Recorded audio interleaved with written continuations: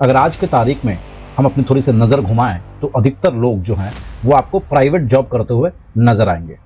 वैसे भी सरकारी नौकरियां जो हैं वो मात्र 4.5 से 6% तक में ही सीमित है। तो अब बात यह है कि जो मैक्सिमम लोग जो प्राइवेट नौकरी कर रहे हैं तो वो क्या करते हैं। वो या तो किसी आईटी कंपनी में नौकरी कर रहे हैं या तो किसी कॉरपोरेट में नौकरी कर रहे हैं। वो बेसिकली प्राइवेट सेक्टर में है। वो प्राइवेट सेक्टर में है, वो अपनी ईएमआईज पे कर रहे हैं, वो म्यूचुअल फंड में इन्वेस्ट करते हैं, फॉरेन ब्रांड्स के कपड़े पहनते हैं, चीजें खरीदते हैं। तो जरा सोचिए, ये जो लोग हैं उनमें से हम और आप भी आते हैं। ये जो ग्रुप है ये कहां से आया? एक्चुअली में ये जो जिंदगी ये जी रहे हैं ये एक बहुत ही इंपॉर्टेंट डिसीजन की वजह से जी रहे हैं जिसे 1991 में लिया गया था। ये डिसीजन 1991 में इंडिया की जो सरकार थी पीवी नरसिम्हा राव के द्वारा उस समय इकोनॉमिक रिफॉर्म्स के वजह से ये आज जो हम जिंदगी देख रहे हैं वो संभव हो पाया है।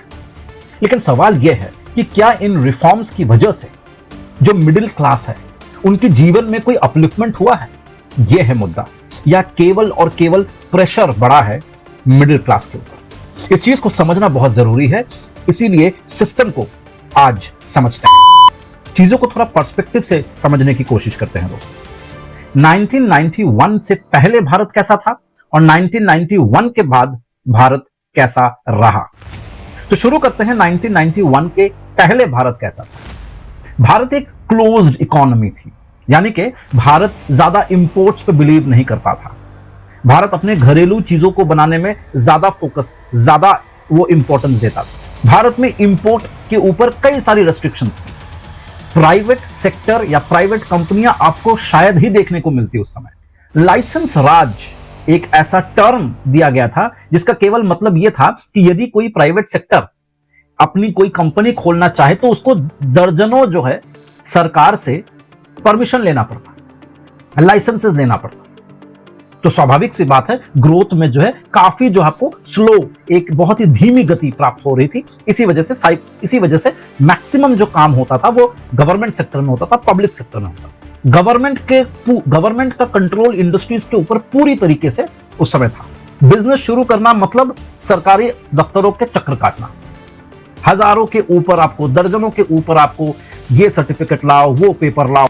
ग्रोथ कैसी थी दोस्तों? ग्रोथ जो थी वो लगभग, अगर हम 1950 से 1980 की बात करें तो लगभग ग्रोथ जो थी वो थी आपकी 3 से 4% ऑन एन एवरेज जीडीपी। अब अगर 3 से 4% ऑन एन एवरेज जीडीपी की ग्रोथ रहेगी तो कई लोग इसको क्रिटिसाइज भी करते थे। अब सवाल यह है कि हम ओपन क्यों नहीं हो रहे थे, क्यों नहीं हम खुल रहे थे? वजह यह है दोस्तों, क्योंकि हमारा जो 300 साल का जो बहुत ही गंदा एक्सपीरियंस रहा था ड्यूरिंग द कॉलोनियल पीरियड, यानी कि अंग्रेजों के अंडर में जब हम लोग जिंदगी जी रहे थे, ये जो देश है वो अंग्रेजों के अंडर पे पनप रहा था, उन्होंने पूरी तरीके से हमारे रिसोर्सेस को बर्बाद कर, और ये बात सबको पता है। जब उनको यहां से खदेड़ा गया तो हमारे पास जो चीजें बची थी वो बहुत ही कम थी। चाहे आप रिसोर्सेस की बात कर लीजिए, चाहे आप एजुकेशन की बात कर लीजिए, बहुत ही बुरी स्थिति। तो तुरंत जैसे ही हम आजाद होते हैं उसी वक्त से दोबारा किसी फॉरेन कंट्रीज के ऊपर या प्राइवेट सेक्टर के ऊपर भरोसा कर पाना स्वाभाविक सी बात है काफी मुश्किल काम था।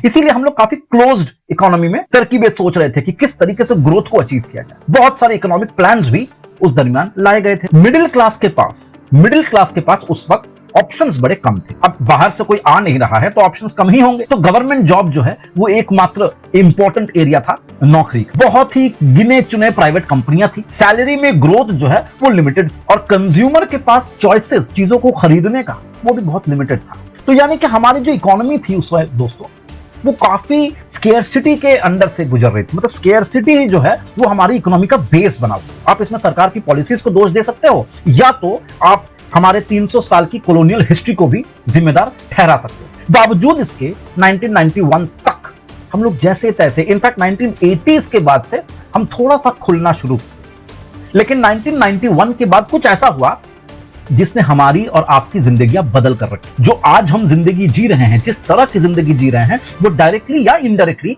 1991 के उस फैसले की वजह से हुआ था जिसको इकोनॉमिक रिफॉर्म कहा जाए। लेकिन अभी तक 1991 से पहले तक भारत की स्थिति कुछ ऐसी दोस्तों। 1991 के बाद हमारे देश के ऊपर भयंकर संकट आ गया, भयंकर संकट। केवल और केवल फॉरेन एक्सचेंज रिजर्व में मात्र 1.2 बिलियन डॉलर बचे हुए।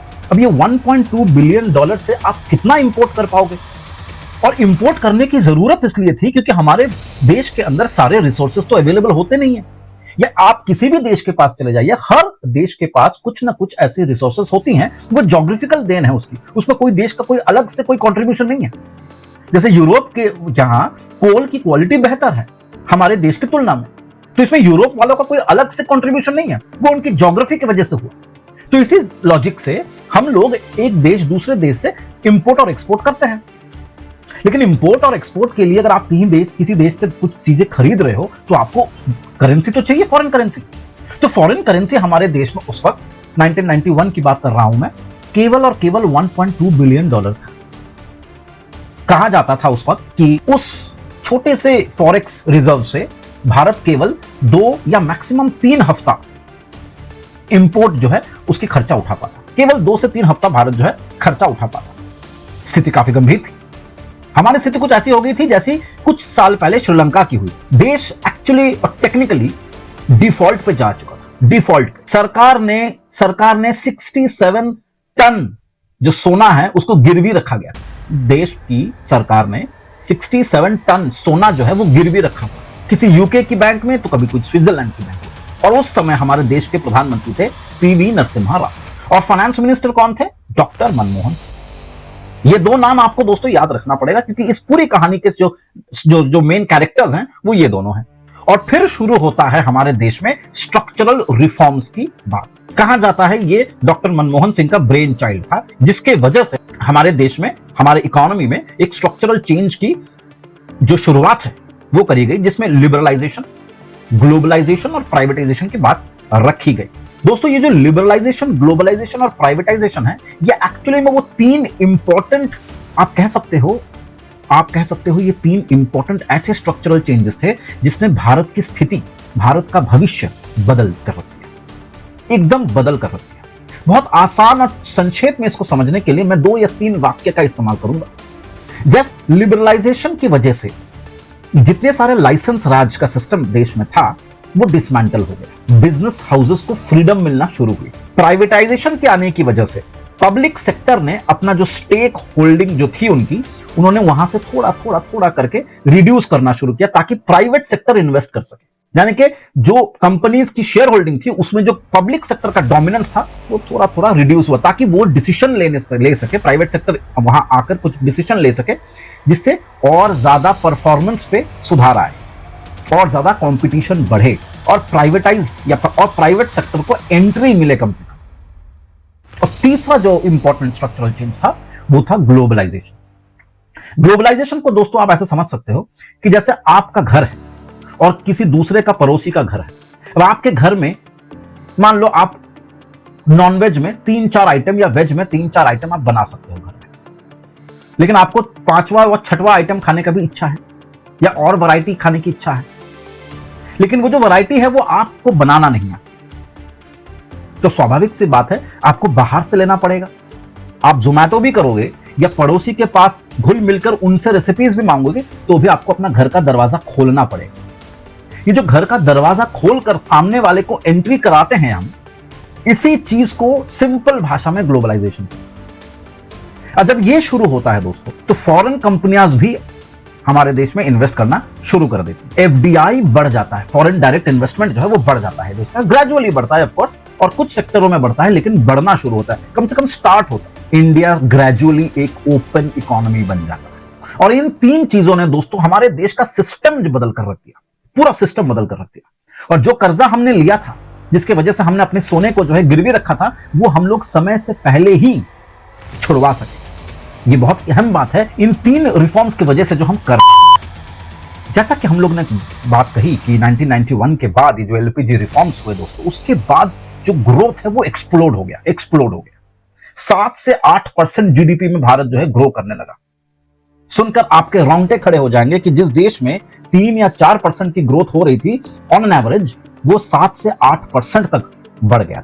आईटी सेक्टर जो एकदम जीरो पे थी, स्क्रैच से शुरू होती है, और आज के तारीख में आईटी सेक्टर कहां पहुंच गई? आज के तारीख में आईटी सेक्टर $200 बिलियन से भी कहीं गुना बढ़ गया। सिटीज लाइक बैंगलोर, गुड़गांव, हैदराबाद, ये सब बूम कर गए। प्राइवेट जॉब्स तो एक्सप्लोड हो गया, बहुत ज्यादा प्राइवेट सेक्टर में जॉब मिलने लगी। स्टॉक मार्केट में भारतीयों का पार्टिसिपेशन दोस्तों शुरू हो गया। म्यूचुअल फंड नामक एक ऐसी चीज हमारे सामने आई जिसमें लोग इन्वेस्ट करने लगे। मिडिल क्लास एक्सपैंड होता रहा। 1990s में दोस्तों मिडिल क्लास की संख्या जो थी वो लगभग 3 से 5 करोड़ की थी, मात्र 3 से 5 करोड़। और आज की एस्टिमेट्स, वैसे तो बहुत सारी एस्टिमेट्स हैं, मैं ऑन एन एवरेज एक फिगर बता रहा हूं। आज की तारीख में 30 करोड़ से ज्यादा लोग मिडिल क्लास को बिलोंग करते हैं। 30 करोड़ से ज्यादा। गरीबी का जो रेट है, क्या उसमें भी कोई कटौती हुई है? बिल्कुल हुई है, बिल्कुल हुई है दोस्तों। 1950s के समय जब अंग्रेज छोड़कर गए थे तो हमारी तो हालत एकदम बुरी थी। हम तो मतलब कुछ नहीं था हम लोगों के पास। जो हमारे पास था वो था एकजुट होकर समस्याओं का समाधान ढूंढने की कोशिश करना। हमारी विभिन्नताओं को हटाकर, ये जो जितने प्रकार के ये जाति, धर्म, इन सबको साइड में करके जो कोर फंडामेंटल चीजें थी, हम लोगों ने उस पर फोकस किया था। और जब तक वो फोकस था तब तक 91 के बाद भी हम लोग को रिजल्ट देखने को मिले। मैं आपको एक आंकड़ा बताता हूं। 1993 से 1994 के बीच में जो पॉवर्टी रेट था दोस्तों हमारे देश में, वो लगभग 45% था। 2011-12 में दोस्तों वो परसेंटेज नीचे आते आते लगभग 22% तक पहुंच चुका था। और अगर हम नीति आयोग के रिपोर्ट के अनुसार जाए तो 2023 और 24 के दरमियान ये परसेंटेज कुछ 11 या 12% के आसपास आकर रुका हुआ। ये अचीव किया है हम लोगों ने, ये। और ये कोई स्मॉल चेंजेस नहीं है दोस्तों, ये एक स्ट्रक्चरल शिफ्ट था जो हमारे देश में डेलिबरेटली लाया गया। लेकिन दोस्तों स्टोरी यहां खत्म नहीं, यहां स्टोरी खत्म नहीं थी। रिफॉर्म्स के बाद कंपटीशन बहुत इंटेंस होता गया, बहुत इंटेंस। जॉब सिक्योरिटी कम हो गई, जॉब इतने सारे आने लग गए कि जॉब में टिके रहना बड़ा मुश्किल हो गया, क्योंकि कल को कोई परफॉर्मेंस नहीं करेगा, कल को कोई परफॉर्म नहीं करेगा, उसको हटा दिया जाए।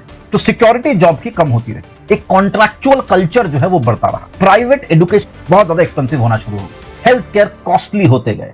यानी कि जो जो चीजें हम लोगों ने प्रोटेक्ट करके रखा हुआ था एक सोशलिस्ट कंट्री के दिमाग में, एक सोशलिस्ट आइडिया को दिमाग में रखते हुए, अब स्लोली स्लोली वही सारी जो जिन चीजों का हमें डर था वो स्लोली स्लोली आना शुरू हो गया। कि मार्केट इकोनॉमी बनती, गवर्नमेंट जॉब में स्टेबिलिटी देती थी, प्राइवेट सेक्टर परफॉर्मेंस मांगती थी, परफॉर्मेंस का प्रेशर होता है, डेडलाइंस होते हैं। अपॉर्चुनिटी तो बिल्कुल बड़ी है, बिल्कुल अपॉर्चुनिटी बड़ी, लेकिन रिस्क भी उतना ही बड़ा है। 1991 के बाद दोस्तों इंडिया का जो कंजम्पशन है वो कंजम्पशन के ऊपर टिक कर हम लोगों ने अपने ग्रोथ को प्रमोट किया। यानी कि कंजम्पशन लेड ग्रोथ हुआ है, मतलब जितने ज्यादा कंज्यूमर्स ने खरीदा है उसके ऊपर हम लोगों ने अपनी इकोनॉमी बिल्ड की। अब लोग खरीदेंगे ज्यादा तो डिमांड ज्यादा करेंगे, डिमांड ज्यादा करेंगे तो चीजों को ज्यादा सप्लाई में लाना पड़ेगा, सप्लाई ज्यादा करना पड़ेगा तो आपको जॉब्स देने पड़ेंगे, क्योंकि फिर प्रोडक्शन को बढ़ाना पड़ेगा ना, सप्लाई के साथ डिमांड के साथ मैच कराने के लिए। तो इस प्रेशर के अंडर एक नया सिस्टम आता है, क्योंकि कंज्यूमर का डिमांड बढ़ रहा है। तो ये कंज्यूमर का जो डिमांड बढ़ रहा है, इस कंज्यूमर के डिमांड को दिमाग में रखते हुए एक शिफ्ट आता है दोस्तों, और वो शिफ्ट है क्रेडिट्स का, उधार का।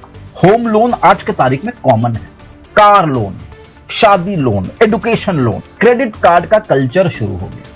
और जब ये क्रेडिट कार्ड का कल्चर शुरू होता है ना दोस्तों, तो पता नहीं चलता है कि कहां से हमारे जो पैसे हम कमाते हैं मेहनत के बाद, वो कहां से गायब हो जाते हैं, किसी को पता नहीं चलता। अर्बन हाउसहोल्ड जो है बहुत बुरी तरीके से डेट पे आने लगे। मिडिल क्लास के ऊपर ईएमआईज का प्रेशर बढ़ता रहा।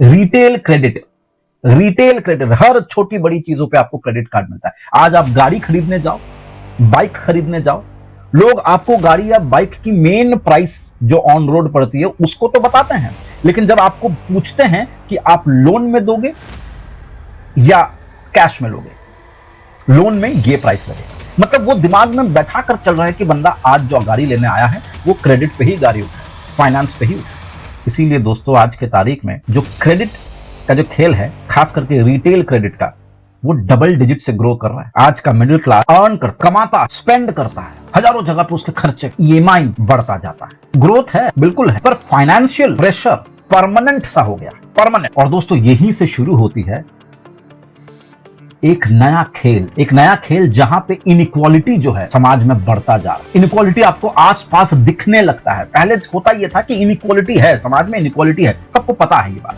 लेकिन अब इनइक्वालिटी दिखने लगा। आपको दिख रहा है कि एक आदमी किस तरह से जिंदगी जी रहा है और दूसरा कैसे जी रहा है, आपको दिखना शुरू हो जाता है। रिफॉर्म्स के बाद इनकम जो उसके अंदर एक बहुत ज्यादा इनइक्वालिटी देखी जा रही है। इकोनॉमिक्स में जीनी कोएफिशिएंट एक कॉन्सेप्ट है, जहां पे हम बेसिकली एक इंसान और दूसरे इंसान मतलब इंटरपर्सनल जो इनकम में जो डिफरेंसेस है हम उसको कैलकुलेट करते हैं। तो जो जीनी कोएफिशिएंट होता है वो ग्रेजुअली ऊपर जा रहा है, यानी कि जो इनइक्वालिटी है वो बढ़ रहा है, यानी कि इनकम जो है बहुत ही डिस्प्रोपोर्शनेटली डिस्ट्रीब्यूट हो रहा है। डिस्प्रोपोर्शनेटली मतलब शुरुआत के सोसाइटी के जो टॉप 1% और 2% लोग हैं उनके पास पैसा जो है वो जमा हो रहा है। अब जब 1991 से पहले की स्थिति थी वहां से तो हम लोग निकल आए, विभिन्न प्रकार के स्ट्रक्चरल चेंजेस करके वहां से तो निकल आए, लेकिन अब ये जो क्रेडिट का जो कल्चर आ गया है दिमाग में, ये तो एक बिहेवियरल प्रॉब्लम है। इससे कैसे निकलेंगे इससे, क्योंकि ये तो बिहेवियरल प्रॉब्लम है। आज पैसा नहीं है लेकिन हमें वो चीज चाहिए। लोग कहते हैं यार वो चीज हमें चाहिए क्योंकि इज्जत की बात। तो इज्जत को बचाने के चक्कर में क्रेडिट और ईएमआई के बोझ तले कितने ही लोग जो हैं खुदकुशी कर रहे हैं, ये मुझे आपको बताने की जरूरत तो है नहीं। लेकिन सच्चाई ये है कि ग्रोथ सब तक नहीं पहुंचा। जो ग्रोथ की हमने आशा देखी थी 91 में वो सब तक, हर एक इंसान तक नहीं पहुंचा। और ये एक फ्रस्ट्रेशन है, एक फ्रस्ट्रेशन का सोर्स बन गया है कि हाँ एक आदमी देख रहा है कि मैं गरीब होता जा रहा हूं और सामने वाला अमीर होता जा रहा है, ये इनइक्वालिटी दिख रही है, तो उसके अंदर फ्रस्ट्रेशन बढ़ रहा है। इसको कैसे कंट्रोल करें? कौन सी इकोनॉमिक पॉलिसी है जो फ्रस्ट्रेशन को कंट्रोल कर सकती है? तो दोस्तों रियल स्ट्रक्चरल चेंज क्या है या क्या हुआ था? रियल स्ट्रक्चरल चेंज दोस्तों ये हुआ था, ऑन पेपर तो एलपीजी था, वो हमें दिख भी रहा है, लेकिन एक्चुअली में जो फंडामेंटली चीजें बदली हैं वो ये है कि पहले स्टेट जो वो कंट्रोल करती थी, लेकिन आज मार्केट ड्रिवन है। पहले सिस्टम आपको बचाता था, प्रोटेक्ट करता, आज सिस्टम आपको कंपीट करवाता है। भागो, कंपीट करो। पहले स्टेबिलिटी थी ज्यादा, आज अपॉर्चुनिटी ज्यादा है। अब आप चूज करो, स्टेबिलिटी चाहिए या अपॉर्चुनिटी। पहले स्केर्सिटी थी, तनाव था, थोड़ी बहुत अनसर्टेनिटी भी थी, लेकिन आज एस्पिरेशंस के बढ़ जाने की वजह से एंड जो है आपको अनसर्टेनिटी देखने को, लेकिन आज एस्पिरेशंस के बढ़ जाने की वजह से आपको कुछ हद तक अनसर्टेनिटी दिखती है। 1991 ने सिर्फ इकोनॉमी को ही नहीं बदला, 1991 के रिफॉर्म्स की वजह से, 1991 में लिए गए फैसले की वजह से आज मिडिल क्लास का माइंडसेट बदल गया। तो इस वीडियो को खत्म करने से पहले आप सभी से एक सवाल, क्या 1991 का जो रिफॉर्म था वो सही था या गलत? ये सवाल आज हम सब के सामने है। अगर हम इन सवालों से मुंह फेर लेते हैं तो बात अलग है, लेकिन सवाल की जगह पे हमेशा रहेगा कि क्या 1991 का जो रिफॉर्म था वो सही था या गलत? वैसे इसका जवाब हां या ना से देना मुश्किल है। क्यों? क्योंकि अगर रिफॉर्म्स नहीं आए होते तो आईटी सेक्टर जो है वो नहीं बड़ा होता, बनता ही नहीं। इनफैक्ट इतनी सारी ग्लोबल लेवल पे जॉब अपॉर्चुनिटीज नहीं मिलती, कंज्यूमर डिमांड इस तरह नहीं बढ़ता, कंज्यूमर्स के पास इतने सारे ऑप्शंस, चॉइसेस नहीं होते, स्टैंडर्ड ऑफ लाइफ नहीं बढ़ती, मिडिल क्लास भी दोस्तों एक्सपैंड नहीं हो पाता। लेकिन इन रिफॉर्म्स की वजह से कुछ नुकसान भी हुआ है जो आज भी हम और आप झेल रहे हैं। उसके बारे में थोड़ी बात करना जरूरी है कि प्रेशर इंक्रीज हुआ है, फाइनेंशियल अनसर्टेनिटी क्रिएट हुई है, कंपटीशन जो है वो परमानेंट बन गया है, परमानेंट स्ट्रेस बढ़ गया है, पब्लिक और प्राइवेट लाइफ में अब डिफरेंशिएट कर पाना मुश्किल हो गया है, मेंटल हेल्थ पे भयंकर असर पड़ रहा है। और ये कोई मेडिटेशन से दूर नहीं होने वाला है। आप बैठ के ओम ओम जापते रह जाओगे, लेकिन जब बॉस का फोन आएगा तो आप क्या करोगे? तो अगर आज मिडिल क्लास स्ट्रगल फील कर रहा है तो शायद प्रॉब्लम उस बंदे में, उस इंडिविजुअल के अंदर नहीं है, प्रॉब्लम कहीं ना कहीं सिस्टम में है। सिस्टम में कुछ ना कुछ वीकनेसेस हैं। ये जो सिस्टम का जो ग्रोथ मॉडल है, कंपटीशन करवाओ, लोगों के बीच में एक आदमी को दूसरे आदमी से कंपीट करवाओ, ये जो मॉडल है ना, ये हमें समझना बहुत जरूरी है, क्योंकि ये मॉडल लॉन्ग टर्म के लिए सस्टेनेबल नहीं हो सकता, बिल्कुल नहीं हो सकता। अगर हम इस सिस्टम को समझ जाएंगे तो शायद आने वाले समय में हम और आप अपने अपने जिंदगी में फैसले ठीक तरीके से, सही तरीके से ले पाएंगे। और यही इस वीडियो को बनाने का उद्देश्य था। तो अगर आप सरकार की पॉलिसीज का, उनके फैसलों का, उनके लॉज का रियल इंपैक्ट समझना चाहते हैं तो इस सिस्टम को समझना जरूरी है। तो जरूर से इस चैनल को सब्सक्राइब करें, क्योंकि यहां पे स्लोगन नहीं, स्ट्रक्चर को समझाया जाता है या समझाने की कोशिश की जाती है। इसी नोट के साथ इस वीडियो को समाप्त करता है। मिलते हैं आपसे अगले वीडियो में एक नई सिस्टम की समस्या को लेकर।